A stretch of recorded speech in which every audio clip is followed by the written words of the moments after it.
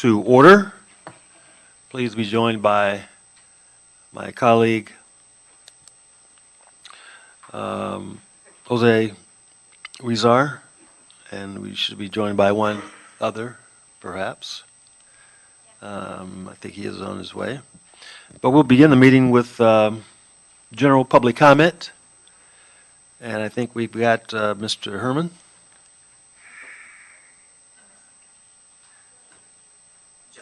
General public comment. You're welcome to come up.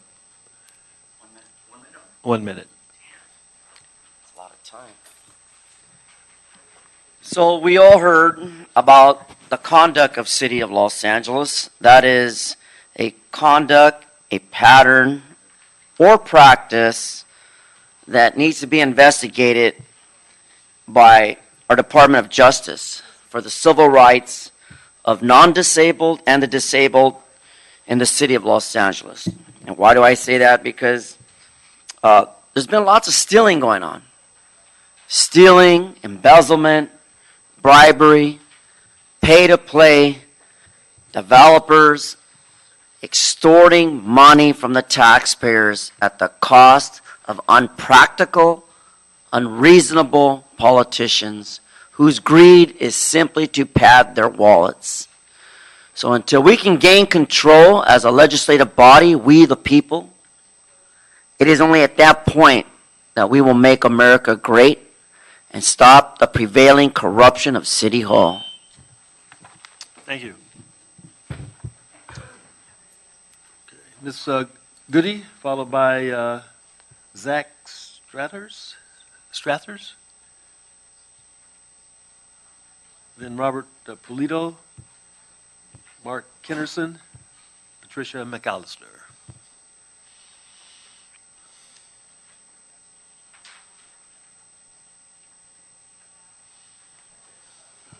Waiting on Mr. Goody.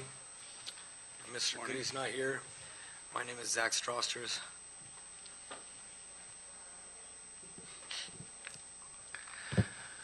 My name is Zach Strosters, representing the Arms Corporation. 2 million barrels of refined crude oil are produced daily by California refineries for consumers in California and surrounding states. 41 million gallons of gasoline are produced from those barrels daily. 37% of the state's refined crude oil is produced right here in California. The state of California and the county of Los Angeles in particular pride themselves on their ability to produce their own fuel. A 2,500-foot setback in production for oil and gas would mean that those wells which are currently used to harvest natural gas would no longer be effective. In essence, voting yes on a 2,500-foot setback would be killing production in the wells affected by this vote. This would harm the jobs associated with those wells. Vote no on the 2,500-foot oil and gas production setback. And thank you for your time, Mr. Price. Thank you. Okay. Ms. Goody not here. Mr. Polito. Morning. My name is Robert Polito. I'm here on behalf of the Arms Organization.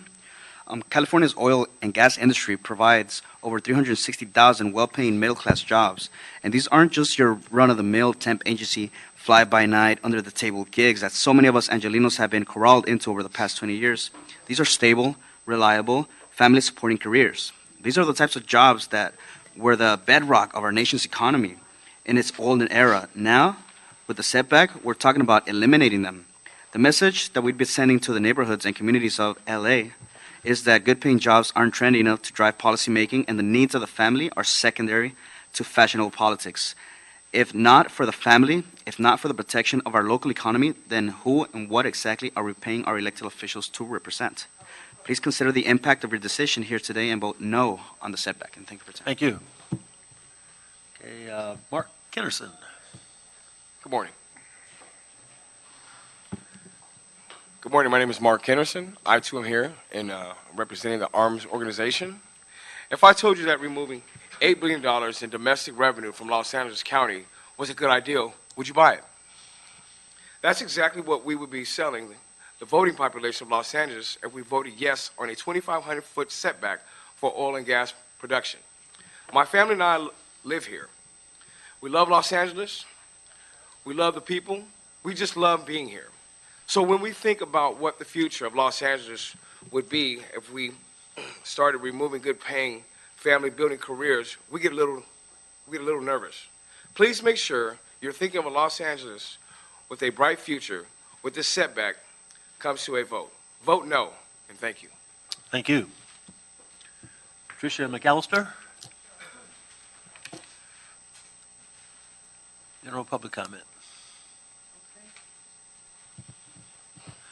I'm having problems with the bond program. I've done some research on the HHH, this 1.2 billion, and I've gone by 5 development sites and only one has started, and that's O'Farrell. So I think that we do need a federal audit of the city. I think criminal charges should be filed.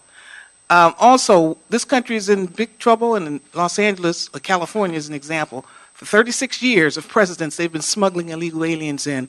Los Angeles Unified School District has 750,000 students. This is according to LAUSD now. 50,000 are illegal aliens, Hispanics, Asians, and Latinos. Let's go to Oakland, where she was protecting illegal aliens. Mayor Libby, she was protecting because 50,000 of her students, she has 50,000 students, and 30,000 are Hispanic, Latino, and Asian. They're illegal aliens. We are going to war. This is not just California. This is throughout the United States. And believe me, it's easy to win because they've all segregated in areas. And all we have to do is bomb them. We'll get them out of here. Okay, that concludes our general public comment. Yes, that here. And we will move now to the multiple agenda public items. And we have Mr. Herman. Multiple agenda. So we heard it, ditto.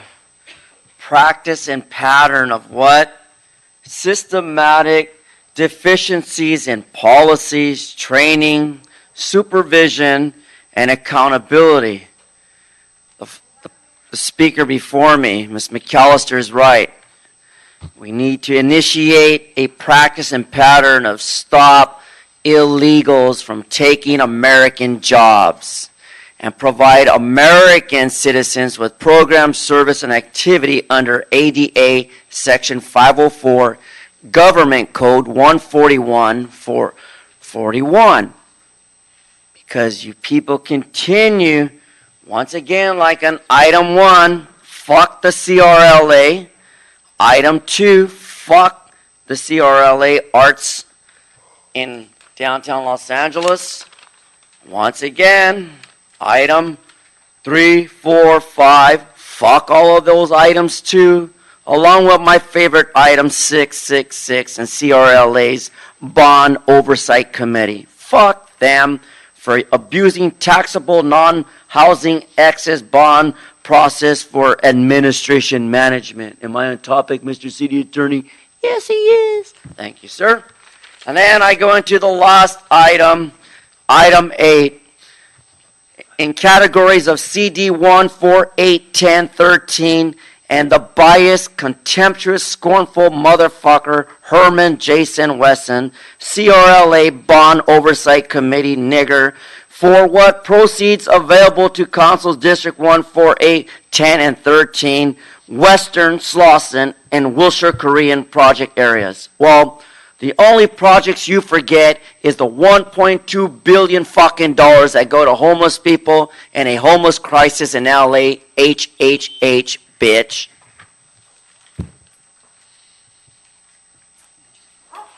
Okay, Ms. McAllister. Multiple agenda items. As I mentioned before, I'm looking at this bond program. Now, you have a committee, the bond committee, and they're not meeting. They're canceling committees. The HHH is canceling committees. They canceled 10 out of 12 last year. So I'm talking about number 1 here, the Community Redevelopment Agency. I think we need to put a hold on all of this transferring of money because there's a lot, in my opinion, a lot of fraud going on here. And if your committee's canceling 10 out of 12 meetings a year, they only meet once a month, we really need the FBI and the CIA up in here. Economic Workforce Development. That particular property you're talking about on 9th Street, I know where that is. They were caught red-handed. They're in prison right now. They embezzled millions out of that workforce center. These workforce centers are not doing their jobs. And as a matter of fact, if we have 550,000 illegal alien children in our schools, in just Los Angeles now, their parents are on the street. You see them working all in construction everywhere, all in these agencies. So we have a big problem here. Not only 550,000, but you add another 550,000 for their parents and their older sisters and brothers who are not in school. So I'm talking about 4 or 5 million illegal aliens just in Los Angeles. We have affordable housing. We just got to get the illegal aliens out of the housing. Now, you guys went out and told the people, the taxpayers with homes, that you wanted this HHH, and I'm driving by them. They're not being developed. And the ones who are being developed, they're being developed for illegal aliens. I worked in over there on Vermont, over in that area where they're building. And 99% of the students are Hispanic. I worked in that school, Virgil. So if the school is all Hispanic and Latino and Asian, the whole community is, and that's who's going to get the housing. So we need to have a war, and we're going to win. If you guys think you're going to make this sanctuary state, you're going down with them. You want to go down with the illegal aliens? We'll take you down. Okay.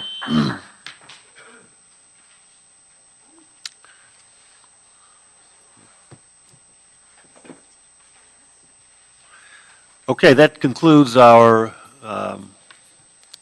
multiple items. And we're joined by Joe Busciano. Members, if there's no objection, we're going to take items 1 through 4, item 7, and item 9 on consent. Move the items. 1 through 4, items 7 and 9 on consent. Any objections? Any objections from out there? That will be the order. Thank you. Okay, Mr. Clerk, what's next? Item number 5, sir. Item number 5 is a resolution by council members Blumenfield and Krikorian relative to urging... Please, let's kind of keep it quiet as you depart. Thank you. Relative to urging Kaiser Permanente and Service Employee International Union, United Healthcare Workers West, to discuss in good faith a mutually beneficial strategy to preserve and grow good-paying jobs that provide the best healthcare services and programs for the people of Los Angeles. Okay, we always want to encourage good relationships between labor and our employers. Anyone here from Kaiser? Anyone here from SEIU? Why don't you both just come forward and just tell us what progress we're making in keeping the lines of communication open? So we were going to have a Can member I here. identify yourself? I'm sorry, my name is Sean Fleming. I'm here from SEIU UHW, member of the staff, and I'm here to speak in support of the resolution before you about Kaiser employees. We represent 55,000 Kaiser employees throughout the state of California, and that's a majority of our hospital workers. Earlier this year, Kaiser notified us of their plan to relocate or outsource approximately 433 call center and pharmacy warehouse jobs currently held in City of Los Angeles. The call center jobs would be relocated to Riverside County, where the pay would be $2 less per hour, and the pharmacy warehouse jobs would be outsourced to a different organization where you can bet wages and benefits would be moderated. Kaiser's call centers include appointment clerks, the first point of contact for patients who are sick and need to schedule a doctor's appointment. They listen to them describe their symptoms and determine whether they need home remedy or to see a doctor. Kaiser's pharmacy warehouse includes couriers who ensure the delivery of prescription drugs to the various Kaiser facilities throughout the greater Los Angeles. This proposal doesn't make sense because Kaiser Permanente is more profitable than ever. Its profits increased more than 60% in the first 3 quarters of 2017, and it has $32 billion in reserves, and yet is seeking cuts that threaten patient care. I strongly urge you to support this resolution, and it's time for Kaiser to put patients and workers first. Thank you. Let me just clarify, the resolution calls for Kaiser and SEIU to continue talking. That's what the resolution asks. So, but can we hear from Kaiser? Are you taking jobs away? What's the No, sir. What's the Good plan? afternoon. My name is Rita Speck. I'm with Kaiser Permanente, and I'm in the Government Community Relations from our offices and our administrative offices here in Southern California. And we As you might know, Kaiser is is the most heavily unionized healthcare organization in the United States. In the city of Los Angeles, we have contracts with 85% of our staff is unionized, and we deal with 17 different locals in the city. Our presence in the city of Los Angeles is continuing to grow as our membership has grown, and we're adding staff to take care of those members. And you might be aware we've added several new facilities in the city of LA and have plans for more to come. And right now, there are over 22,000 Kaiser employees and physicians that work in locations in the city. So we're adding jobs as our membership grows, and we work in good faith with our labor partners to be a great place to work and to continue to be a great place to work where many people hope to work for. So we are in conversations with our unions. We negotiate in good faith, and I'm happy to try to answer any questions you might have. Okay. Members, any questions with these two partners trying to work things out? Okay. All right. That seems to be the extent of the questions, at least from the. Question. Oh, we do have one. Thank you, Mr. Chair. If I can, obviously, it's good that you guys are both at the table. We as a city don't have any authority over, or even any influence on where you go from here. I don't know why this came forward as an item number or motion. I think it was pursuant to a resolution that talks continue, and so that's. Would have preferred. I mean, I would like to maybe next time have the members who express some concern maybe draft a letter to both parties. But looking forward to seeing how this where this goes from here on out. But good luck, and let us know if we can be helpful. Right. Thank you. Thank you. We've got one comment. Mimi Bastine. Mimi. Oh, not able to join us. Okay. Well, members, unless there's an objection, we will approve the resolution encouraging both parties to continue talking. No objections? That will be the order. Item number 6. Yes, sir. Item number 6 is a CRA-LA Bond Oversight Committee report relative to the fiscal year 2017-18 staffing budget of $1,143,762 taxable non-housing excess bond proceeds for administration and management of the CRA-LA Bond Oversight Program. Okay, anyone from the Bond Oversight Program care to join us?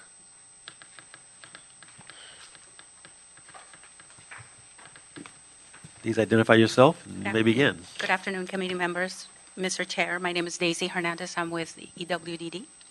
Brett Aftershow with the CAO. So before you is a report from EWDD presenting the cost to administer the non-housing excess bond program. This is the administration and planning for the program for 2 departments, for CAO and EWDD. Just want to point out that the budget for the program was actually approved through the mayor's budget. However, the amount that was approved by the mayor's budget was not consistent with what is needed to administer the program, and therefore we are presenting this report to increase the amount that is needed. We're increasing it from the 854. What are we increasing it? So it's being increased From 683. from 683. And a recommendation 2A. It's about the third line down, 683, 874. So the recommendation is to increase it from 683 to 944? To 900,643.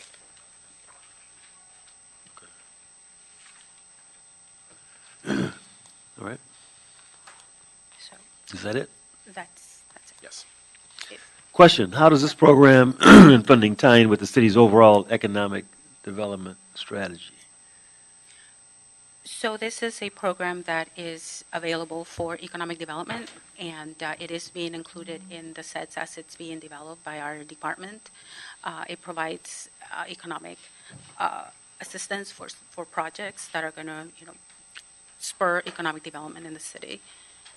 And as far as the overall strategy, we do have a bond spending plan that specifies the projects that we can complete with this funding, and it is directly connected with the strategy that's being presented. Did you identify those projects? Do we know which projects those are? Under the bond spending Yeah. plan? Do you happen to In this report, it's not identified. In each project report, we do identify, for example, one of the reports that was previously approved in this meeting, item 7, was a Hollywood Cat Park in CD 13, and that was listed as a potential project under the Hollywood redevelopment project area. And in that report, we stated clearly it was a potential project in that project area. All right. We like it when things are stated clearly, so. Yeah, so in the staffing report, there's no project to state, so. All right. So this report is specifically for the administration of all the projects. We currently have about 40 projects that are under motion, correct? And 40 active and And so how much are we taking off the top for administration? 16%. 16%. Seems like a modest amount, huh? Usually Is it's it usually that amount, or? It's usually a little less? 20% or, sometimes Council even approved it, so more. I agree it's a Yeah. very modest amount. Yeah. Colleagues, any thoughts, comments, questions, ideas, suggestions? There being none, we will approve the report recommendations. And thank you very much. Thank you. Okay, next item. Item number 8 is a CRA-LA Bond Oversight Committee report relative to accepting $1,900,530.61 in additional CRA-LA excess bond proceeds available to CDs 1, 4, 8, 10, and 13 within the Western, Slauson, and Wilshire Koreatown project areas. Okay, back again. Yes. So we're seeking your approval and recommendation to the mayor and city council to accept these funds. This is actually a repayment under the Recognized Obligation Payment Schedule, ROPS, for the former CRA. So this money is going to be added to the funds that are available under the bond program. Could you explain in lay terms, again, how this money becomes available? What's So the mechanism? What happens? So when redevelopment went away, the state gave the city the opportunity to list any obligations that it had. This is one of the obligations. This is money that's for one of the obligations that was listed on the schedule, and it's just now being made available to the former CRA or to the city. Okay. So this is just again to accept it and add it to the pool of money All that's right. available. Now, is it possible to secure additional funding, additional bond funding Well, through I this guess source? from this source, I guess as if there are other recognized obligations, at some point, the state may release and may say that it's okay to repay. At this time, though, the 1. This is what we have. This is what we have. Yeah. Members, any comments, questions? Okay, we're going to approve the report recommendations as presented. Thank you both for your Thank you. time, efforts, and energies. Okay. All right, Mr. Clerk, anything else before us at this time? That clears the desk, sir. There's no other business. This meeting is adjourned. Thank you.